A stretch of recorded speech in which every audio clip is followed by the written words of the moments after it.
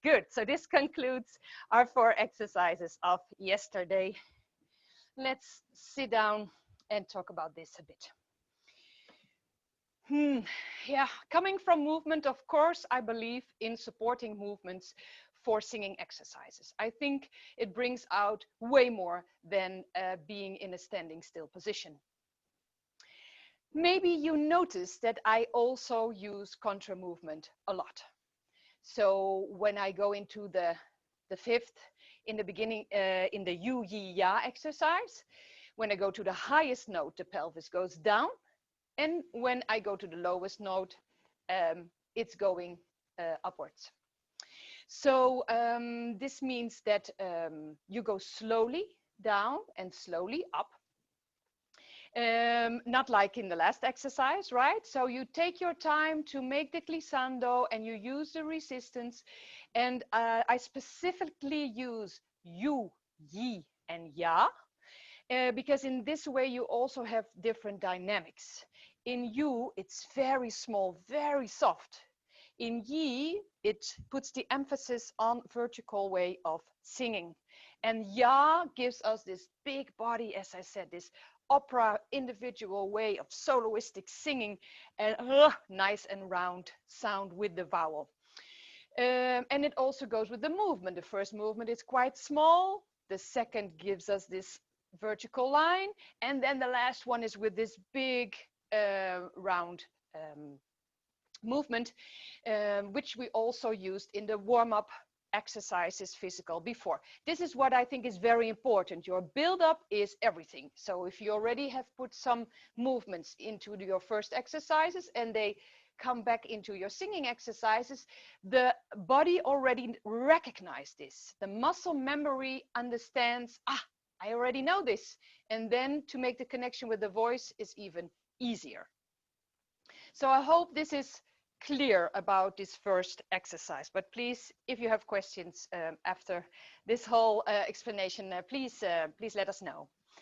In the second exercise, I go down in the voice, because with the zi, after that I go high up, but we also need to go down.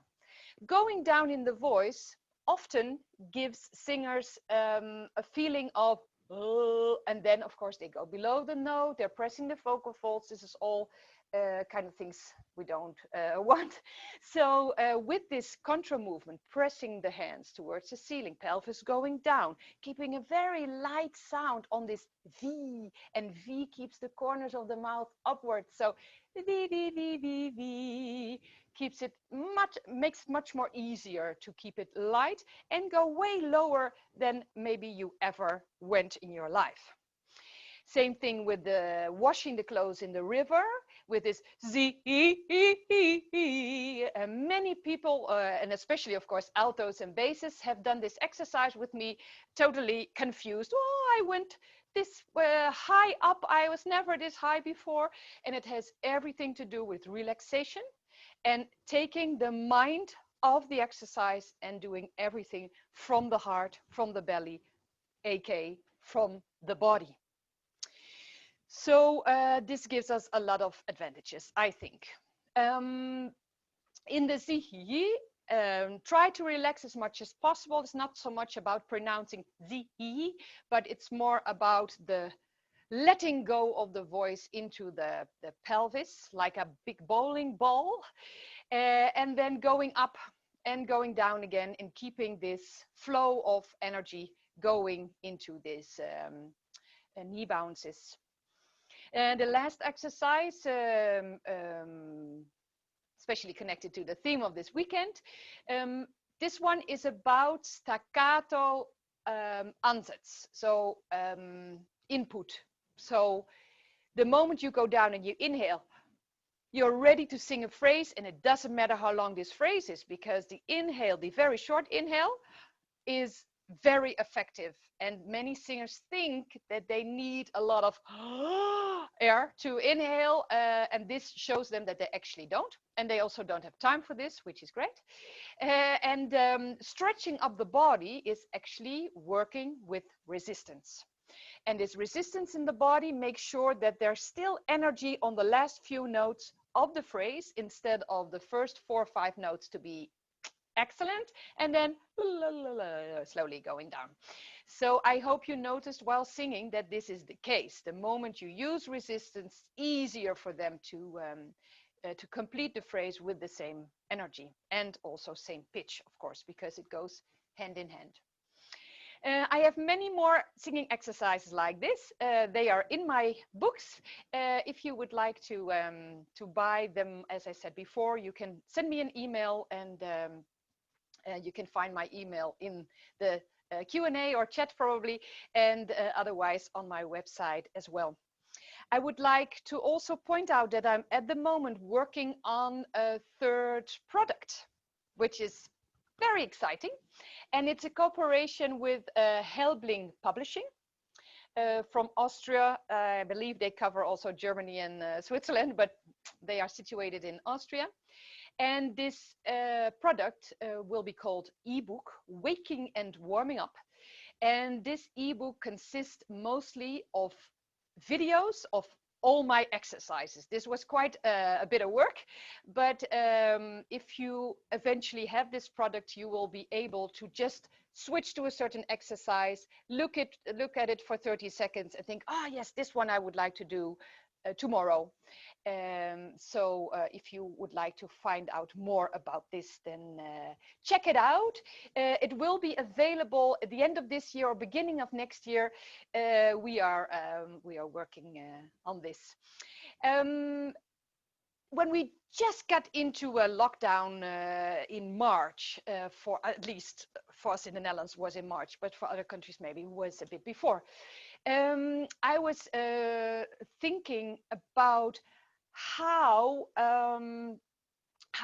can I bring my work to the people if I can't go live to countries. I am very used to traveling, which I like very much, to meet different people, different cultures. But at the moment of the lockdown, it was impossible. So I talked to Helbling Publishing about this, and they said, well, maybe you could do a warm-up each day for us on the Facebook page. And that's what we did. We made 10 together, and they are still available on YouTube if you go to Helbling Publishing or Helbling Chormusik, I believe, or if you go to my YouTube channel, you can see them as well. And all these warm-ups you can use, they are short, they're about 10 minutes or 12, and they have different orders in which you can use them. So there are different things to try or to use, and hopefully in this way I can give you a complete picture of my method, voice and physique, as a foundation of my work. But also if we go to the topic choreography, this is a word I invented a few years ago, since many people asked me to make a choreography for choirs and it didn't feel right. It was like, I actually am creating movement for singers, and they should support the singing and the music and dynamics, and it doesn't feel right to call it choreography because it's movement for dancers. So I created this word choreography, just adding one letter to the word, but making sure that that is what it's about.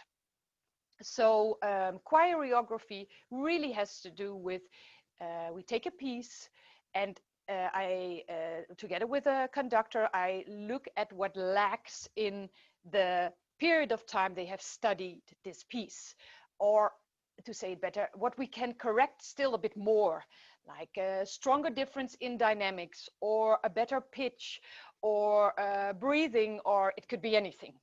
And then I look at the piece, I come in, I listen to the singers, and then on the spot I create movement that helps them to resolve this.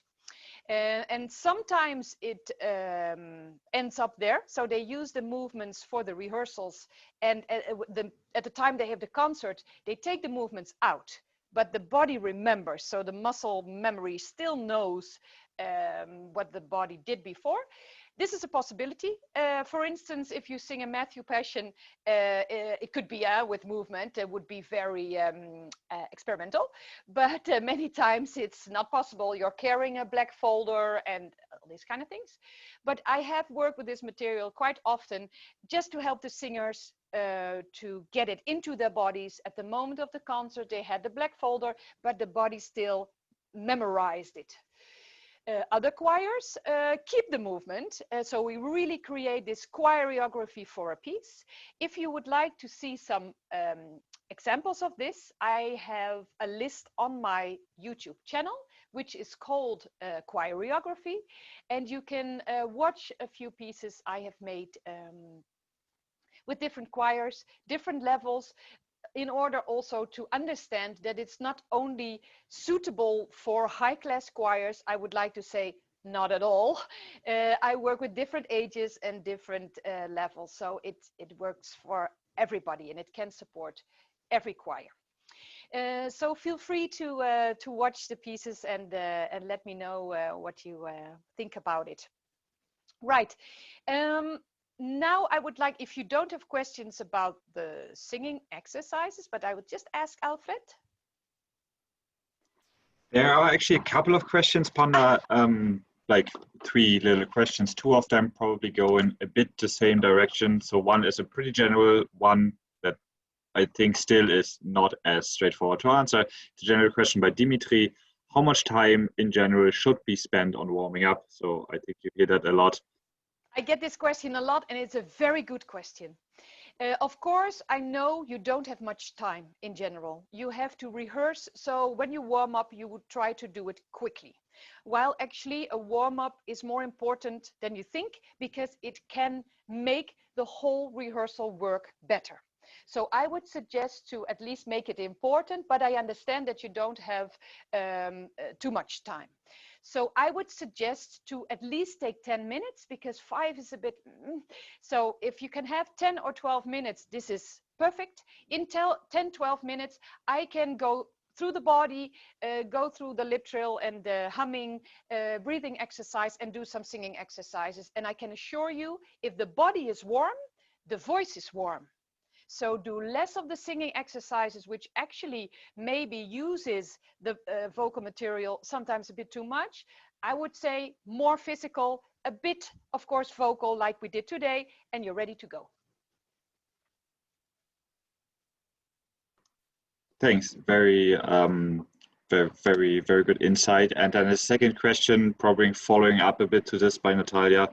She says, it's a really great warm-up, so thank you, Panda. And then when the actual singing starts, which is normally pretty steady, what is your advice on the proper balance to still use some of it, like of your exercising during the rest of the rehearsal and not only in the warming up then?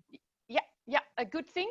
You can always connect to the warm-up, and you can remind them to what you have done in the warm-up. So for instance, what we did with the Ode an der Freude, with this pelvic drop, and then taking all the energy to sing a long phrase, you probably will sing a legato piece, or with long phrasing, you can put that in again in the piece you are working on.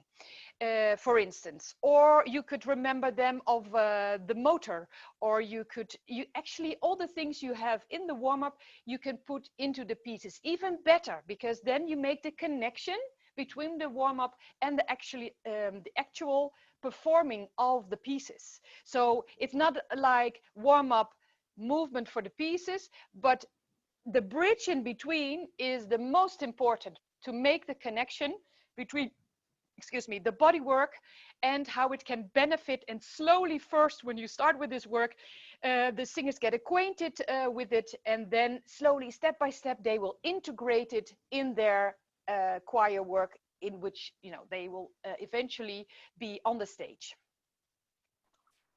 Very good, thank you. And then there are 2 more questions. Oh, actually 3, just a third one popping up. But there are 2 questions which are basically going in the same direction. So this is a question about, are there specific exercises for each register? Like Dimitri is asking, are there different, is there a differentiation between exercises for sopranos, altos, basses, tenors? And Brian is asking kind of the same question, but more technical. What is your advice on a good exercise to get altos out of the chest voice? Ah, lovely. Well, actually, this last question about getting altos out of the chest voice, which could also be the same case for the basses if we look at the lower voices. I use the VVV for that because many altos, they tend to, you know, to lower them, use the chest voice. And in this VVV, they have to keep it very light. So actually in these 4 exercises are already a little of these elements to help the altos. But I have another tip. Just wait for the postural part. I will just do right away because I have some physical adjustments you could give to the separate voice groups, which will help them in the high voice with enough grounding and support, and with the low voice to stay in this light high color and not going into chest voice. Oh, and I wanted to say I am already developing more singing exercises as we speak, and they all have to do also with different voice groups. So this is a great question. You could read my mind, which is wonderful. And I would like to point out that I am organizing a new set of workshops, which is a new round. Actually, I have done 2 in the last months, but I will organize a 3rd round of 4 workshops of 1.5 hours. They will be around November, and they will be on a weekday in the morning, and you will receive also recording if you cannot make the workshop. But in these workshops I will explain all about my work, and I will show you all my new exercises. So if you would like to join this round of workshops that will take place in 4 times in November, beginning of December maybe, please send me an email or a message through Facebook. Then I'll put you on a list and I'll send you an info mail about this round of workshops that I'm planning. So that's that. Could we go over to the next element, Alfred, you think? Oh yeah, I mean, there's just a question to clarify, maybe that actually you already answered, but just Julia says, maybe I didn't catch this, but is this exercise, or are these exercises depending on the tessitura, or can we use it anywhere all through the diapason, like the vocal range? Are they adaptable, or does it Yes. actually? Of course they are, yes, and it's a very good question. I try to, when I show my exercise to you, I try to give an average, or I start on an average register, and probably also which is comfortable for my voice. So from this point, you can either start an exercise lower or you can start it higher, but please give it your own ingredient. It's a basic element. You can take it and then clarify how you would like to use it in every different choir, because that's how I do it too. If I do it with children, I do it differently with teenagers and adults. So this is absolutely the idea. Perfect. So I'd say the other questions we have and the question that keep coming, we do in the next Q&A round. So I would suggest you go on with your seminar, and then in a couple of minutes time, we take another round of question and answers. Perfect. Does that work for you? Yes, perfect. Okay, let's go to the next element, which is called posture.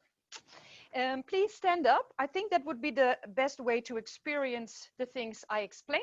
And of course, I would try to show you as good as possible with the possibilities we have here with the camera. All right. Well, in posture, a lot of things are important. We already talked a bit about energy. If you're on 1 leg or on 2, you should keep the same energy level. But next to that, what is very important is where is the weight situated? And I call this your vertical line. If you would like to, please place 2 hands on your pelvis. And from these 2 hands on the pelvis, you take the pelvis to the front of the feet in body weight. And you take the pelvis all the way to the back to the heels.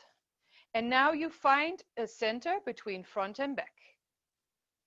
Again, go to the front, to the ball of the feet, and then go to the heels and find the center. This is your vertical line. I experienced that many singers tend to go to the front of the feet. Same actually for teachers and conductors. This is really interesting. We want to bring the material to the people we work with, while actually you project so much better and so much more purely and clearly on your vertical line. So I would like you to try the next rehearsal on Zoom or live. Try to keep your vertical line as a front person. If you do so, they will do the same. This is the great thing. They mirror you.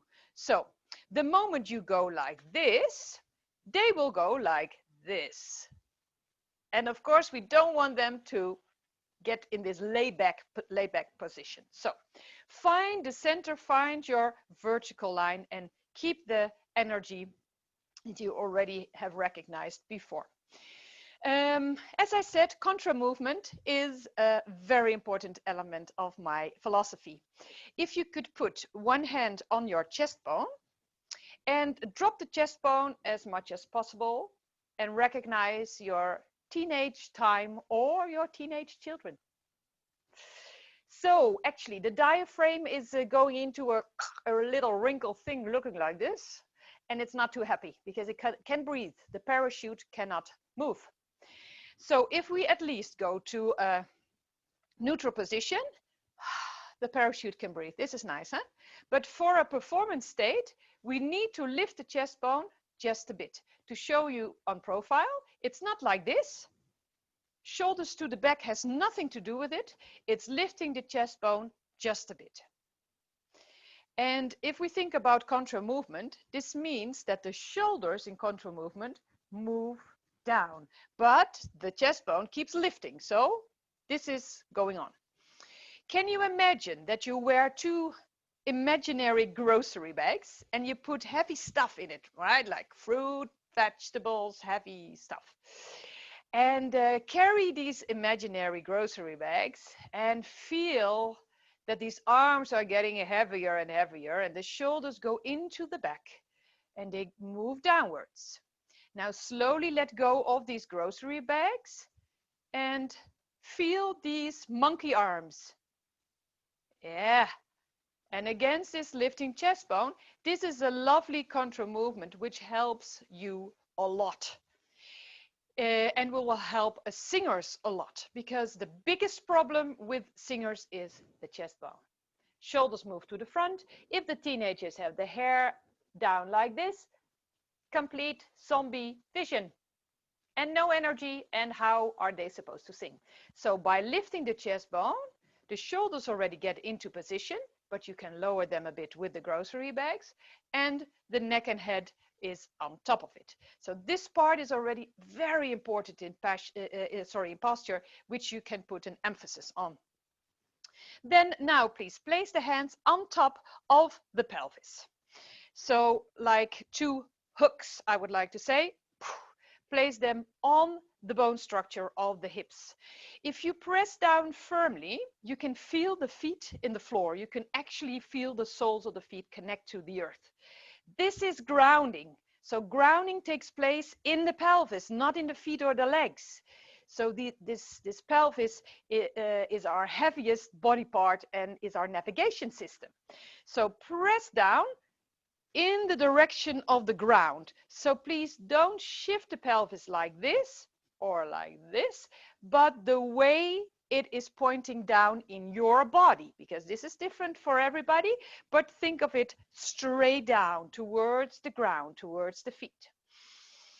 Good. So if we talk about these movements in contra movement, the motor knows what to do. This is already a big asset with working with the standing singing people. Also for yourself, of course, because this applies on you and it reflects on your singers at the same time. Pushing the pelvis down helps sopranos and tenors to go towards a round sound. Just a little story in between. Let's say a note is round, right? We can all agree on this. Let's say the top of the note reflects on the upper body and the lowest part on the lower body parts. So this is from waist to crown of the head, and this is pelvis to feet. Most singers sing in this area. So this means that their voices only have treble and no bass. So if in order to receive bass, you need to use the lower body. So if you give this pelvic push to yourself, or even better, in duos, stand behind each other and press someone else's pelvis down, this is really the best thing ever. You create a lot of space, but also the bass sound for sopranos and tenors. They need to ground. What they have up, they need to have on the downside as well. If you think about it logically, the lower voices need something else. They need the upper body. They need the upward going energy to make sure that in the low notes, they don't go like this. So for the basses and the altos, you remind them of lifting the chest bone, lifting the neck and head. And whenever they sing the low notes, they think of going upwards, lightness, right? And maybe even remember or remind them to their children's voice. Whenever they were a child, they had a light voice, and this light, clear voice could help them to implant that a bit more instead of this kind of sound. Good. So this is the way you can work with posture. One last thing about posture, and of course I have many things to say about posture, but unfortunately I don't have the time. But if you would join these 4 workshops in November, I promise you I will explain all the details of the philosophy. So just the last thing, the knees. Many people have locked knees, and this means that the knees are like this. I over-exaggerate a bit, like this. And actually, I would like to say it refers to a bit of laziness, not using the lower body. So if you could all just lock the knees, look like this, and then let go just a fraction of this position, loop.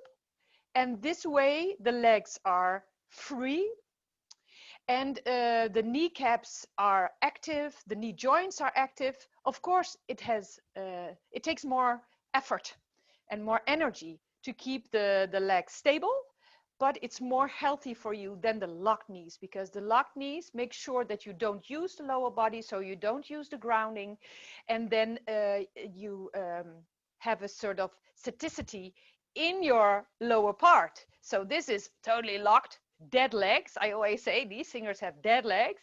And then from the pelvis, it starts to move a bit. And then this is where everything takes place. Or if the chest bone is like this, not that much is taking place. So this is a little example of how to get into posture, but as I said, it has much more elements to it to make it a complete picture. So we could go into the questions of the posture, but I first want to explain something, and then we can leave that behind. But just to add, I forgot to tell you that in every warm-up, is that correct? No, that's not true. Sorry. If the people enter the rehearsal room with a low energy, I always use an energizer in my warm-up. And I might start with it, because if they enter like totally tired, going like this, I would do the exercise of yesterday, for instance, the helicopter. Remember these? And balancing the energy going upwards and downwards. And after this energizing exercise, they can really feel that they have gained new energy by themselves for free, and they are able to go through a rehearsal as a fit person. sometimes people enter the room having a very high energy. Children might have, they come from an exciting trip from school or whatever, and they need to lose their energy. And in that way, you might think, let's do an energizer. No, no, no, no, no. Let's not, push them towards the ceiling. We would like to calm them a bit. So then I would use the exercise, for instance, the one we started with. So to really balance the energy and take them to the grounding and to get them ready. So this way I work with energizers. It could also mean that in the middle of the rehearsal or almost at the end, just 20 minutes before the end of the rehearsal, you let them stand up, put away the music. Okay, let's do the helicopter. And then I can make sure of this. This last 20 minutes will be wonderful. While otherwise these 20 minutes would probably be wasted a bit because people are drifting off, they are tired and they're not feeling so engaged anymore. So these energizers, you can just move in and out whenever you wish. And I have created quite a lot, so you could use different ones for different moments, for different needs. And they are all in my books. And unfortunately, we cannot do everything today. 1.5 hours is quite short. So, but I try to give you as much as possible in this webinar, and I hope you already can feel what this philosophy and method is about. And I hope you are triggered to look into it. Alfred, the questions, please. Yes, thank you, Panda. So there's one more, I suppose, general question. In the end, it's all about what you just said in these 1.5 hours that we spent together. So Natalia asked, could movement in general help to improve the intonation of the singers? So, I mean, that's what it's all about. So, but maybe you can say a couple of things to this in general. Yeah, of course. Absolutely. Intonation and contra movement goes hand in hand. So the moment you have a choir or a few choir singers who have the tendency to be high, because this happens too, you use grounding exercises to balance the downgoing energy. While downgoing energy and upgoing energy actually means equalizing a higher intonation or a low intonation. So finding the balance of intonation has everything to do with the balance of the body. Thanks. And then there's one more from Facebook, actually from Christina on Facebook. It's a bit of a provocative question, I suppose. She asked, look, isn't the voice sufficiently warmed up in the evening anyway? Very good remark. And I actually have heard this a couple of times already. Very good remark. And in a way, you are absolutely true. It's absolutely true. And you're absolutely right. During the day, we use the voice. So if we would speak the whole day, in the evening, the voice, you could say, is quite warm. The only thing is, we speak in a certain register. Some people go, but most people have a certain register in which they speak, or a range. And this range is absolutely warm. But going more high up, and especially for sopranos and for tenors, they need a bit more to make sure that it is smooth. It's not so much about if it's waken up or used, but to make it smooth. And for the lower voice, it's a bit easier to connect to speech, to the speaking register. And then, of course, if they have spoken all day, the voice is warm, they can start to sing right away. But for the higher voices, it's absolutely different. And I think in the exercise I have showed you today, you notice that the effect is smoothness for the higher voices and awareness for the lower voices, that they don't push the voice or they don't go into the laid back position of, so, you know, it really trains the voices. While actually vocal exercises are not only to warm up the voice, but also to train the voices, the hearing system, All these kind of things there are more elements to vocal exercises than just warming up the voice. Brilliant. So that's, yeah. Alfred, there was something in the chat as well. Yeah, I saw this. Yes. So it says, can Panda show the helicopter exercise? Yeah, I just answered that it is in the I mean, Panda, if you want, you can show that, but if not, then it's in the warm-up from yesterday, which people can. It's fine.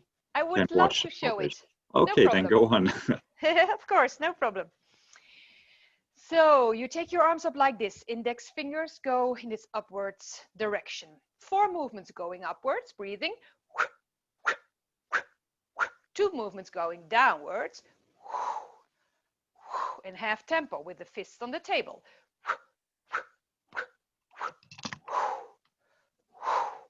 And use the pelvis in gravity by going down. In this exercise, I would suggest you do them at least around 8 times to have the effect of the energy going up and down.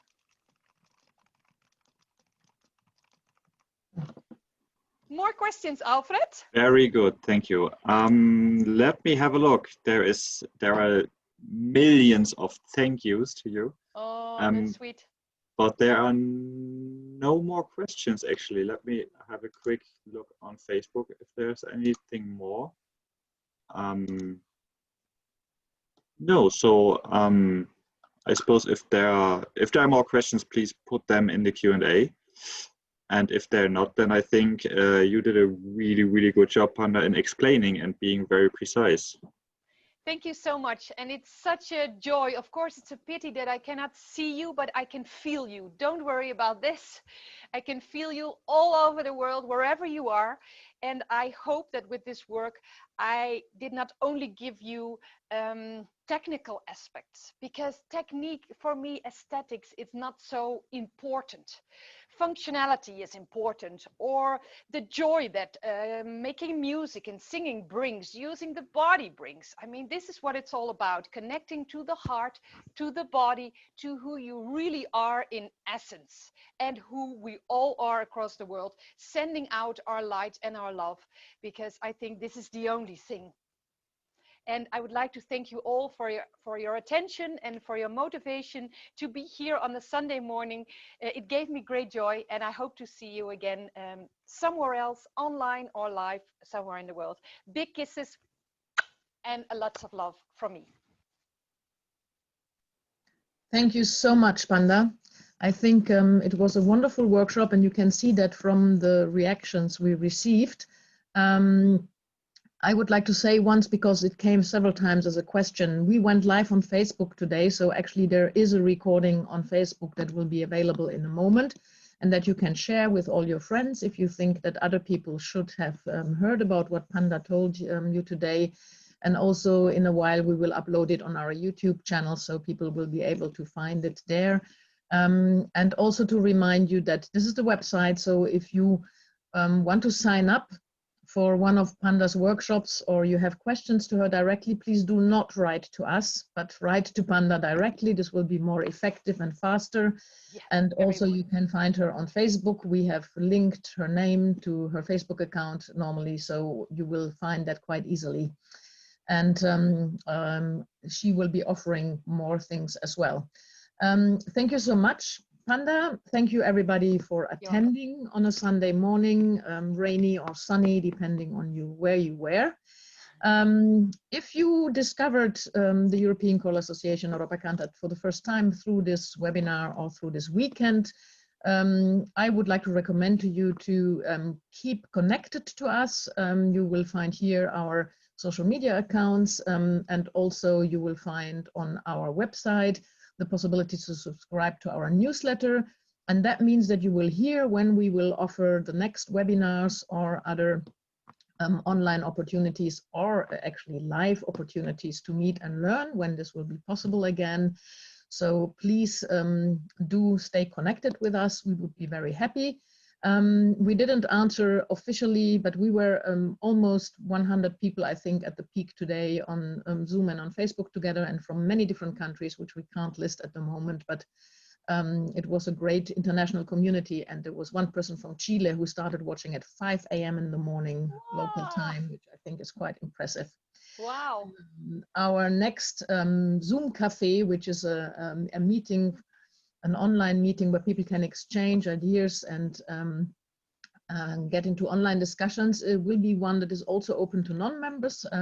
This is why we are informing you about this, and it's especially for people from Central Eastern Europe who would like to exchange a little bit about the situation in their community, in their region. So if you would like to join this Zoom Cafe, if you come from a Central Eastern European country, please send us an email to the info@europeanchoralassociation.org address, and we will send you the link to the Zoom Cafe. And I think with this, I have come to the end. Thank you, Panda, also for singing a little bit of Beethoven, since it was part of the event in the footsteps of Ludwig van Beethoven.